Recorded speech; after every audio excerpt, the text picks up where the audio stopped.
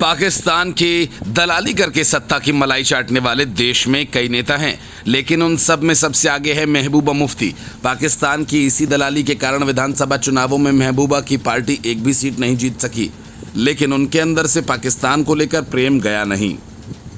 जब पहलगाम में निर्दोष यात्रियों को बेरहमी से मारा गया था, तब नकली आंसू बहाने वाली महबूबा का दर्द सामने आया जब आतंकवाद के खिलाफ भारत की सेना ने ऑपरेशन सिंदूर लॉन्च किया और महज 3 दिन के अंदर ही पाकिस्तान को घुटनों पर ला दिया।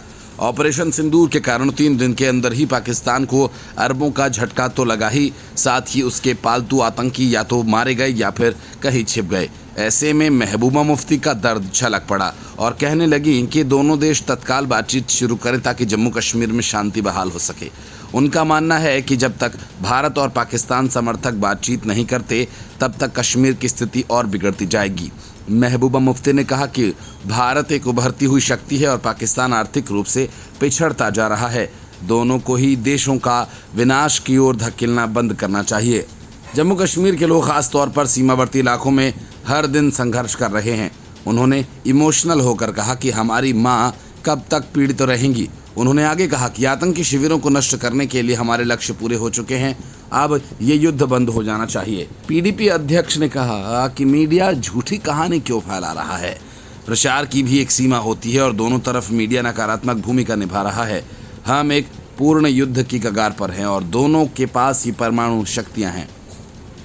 मुझे डर है कि अगर ये परमाणु युद्ध में बदल जाएगा तो कुछ नहीं बचेगा, केवल निर्दोष लोग ही मारे जाएंगे।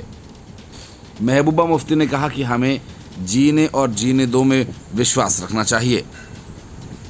लोगों ने दिखाया कि पहलगाम हमले ने हमें कितना प्रभावित किया, लेकिन अब हम लोग की स्थिति को और ख़राब कर दिया गया।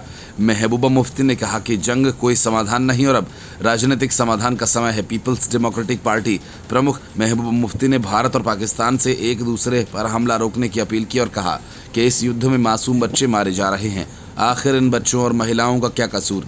महबूबा ने कहा कि पुलवामा हो या पहलगाम हो, ये हादसे याद दिलाते हैं कि कैसे हमारा मुल्क तबाही के रास्ते पर पहुंचा और अगर ऐसे ही आगे चलता रहा तो पूरी दुनिया में बर्बादी का रास्ता खुल सकता है।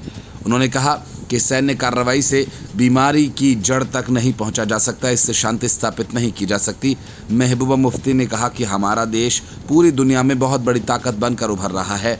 पाकिस्तान के आंतरिक हालात अच्छे नहीं हैं, ऐसे में दोनों मुल्कों को राजनीतिक दखल का प्रयास करना चाहिए। उन्होंने कहा कि पुलवामा हमले के बाद बालाकोट सर्जिकल स्ट्राइक हुई तो उससे क्या हुआ, ऐसे ही पहलगाम के बाद ये कार्रवाई हो रही है। इसलिए दोनों देशों से मेरी गुजारिश है कि ये जो हमले हो रहे हैं उसे बंद कर दिया जाए। पीडीपी चीफ ने कहा कि दोनों देशों की ओर से अलग अलग दावे किए जा रहे हैं, अब दोनों ने हिसाब बराबर कर लिया है तो जंग रोक देनी चाहिए।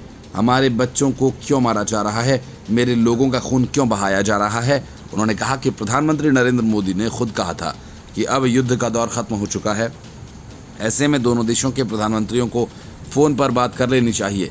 महबूबा मुफ्ती ने कहा कि हमारे सीमावर्ती इलाकों में बहुत दहशत है, मेरी गुजारिश है कि इस सिलसिले को यहीं बंद कर दिया जाए।